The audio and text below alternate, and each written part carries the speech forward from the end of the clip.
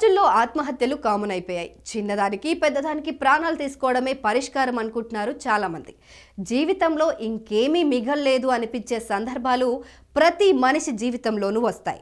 మనమేంటి, బలానికి ధైర్యానికి ప్రతీకగా చెప్పుకునే ఆంజనేయుడికి కూడా సూసైడ్ చేసుకోవాలనే ఆలోచనలు వచ్చాయంట.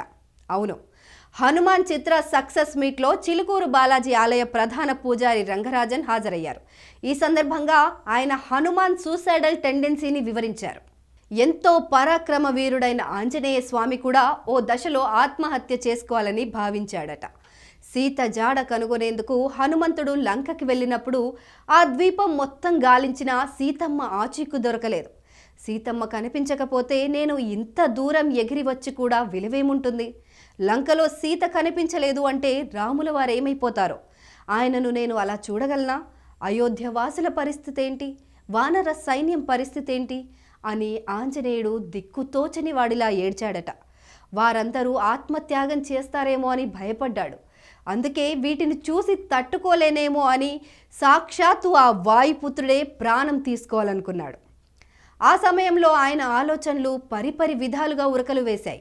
చెట్టుకు ఉరియేసుకొని చనిపోవాలా, లేక నిప్పు రగిల్చి అందులో దూకేయాలా, సముద్రంలో మునిగిపోవాలా, ఇవేమీ కాకుండా అన్నపానీయాలు ముట్టకుండా కృంగి కుసించిపోవాలా, నన్ను నేనేదైనా క్షుద్ర జంతువు తినేసి వెళ్ళిపోతే బావుండు అని రకరకాలుగా హనుమంతుడు ఆత్మహత్య గురించి ఆలోచించాడట.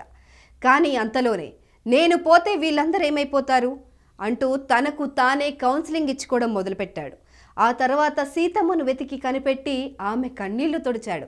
రామయ్యకు కొండంత అండగా నిలిచాడు. భయమేస్తే శ్రీఆంజనేయం అనుకుంటాం, కానీ హనుమంతుడు అంత పిరికివాడా? అయితే హనుమాన్ చిత్ర సక్సెస్ మీట్లో హనుమంతుడు ఆత్మహత్య చేసుకోవాలనుకున్నాడని చిలుకూరు బాలాజీ ఆలయ ప్రధాన పూజారి రంగరాజన్ చెప్పిన వీడియో వైరల్ అయినప్పటి నుంచి మనకు భయం వేస్తే శ్రీఆంజనేయం అనుకుంటాం, కానీ ఆ శ్రీఆంజనేయుడు కూడా అలా భయపడి ప్రాణాలు తీసుకోవాలనుకున్నాడా? అంత పిరికివాడా అని తేలిగ్గా చూశారు చాలామంది. లంకలో సీతమ్మను రావణాసురుడు బంధిస్తే రాముడు చిన్న పిల్లాడిలా ఏడ్చేశాడు. తనలో సగప్రాణమైన సీతమ్మ దూరమై ఏం చేయాలో పాలుపోక ఇప్పుడు డిప్రెషన్గా వర్ణించే స్థితికి చేరిపోయాడు. ఆ రాముడే జీవితంగా బతికే హనుమంతుడు ఆ దీన స్థితిని చూడలేకపోయాడు. ఎక్కడుందో తెలియని సీతమ్మ కోసం మార్గమే తెలియని లంకకు పయనమయ్యాడు. చీమలు దూరని చిట్టడవిలో కొన్ని రోజుల పాటు ఒక్కడే ప్రయాణించాడు. తిండి తిప్పలు లేవు, అలసిపోయినా ఆరోగ్యం పాడైనా పలకరించే నాథుడు లేడు. శ్రీరామ్ అనే స్మరణ తప్ప వేరే ఆలోచనే లేదు. ఎవరి కంట్లో కన్నీళ్లు చూడలేక ఇంత దూరం వచ్చాడో ఆయన కన్నీళ్లు తుడిచే దారి దొరకలేదు. అంతటి శూన్యంలో ఆయనకు మరణమే శరణమనిపించింది.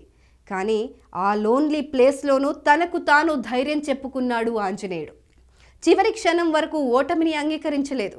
సీతమ్మను వెతికి కనిపెట్టి రామయ్యకు ధైర్యం చెప్పాడు.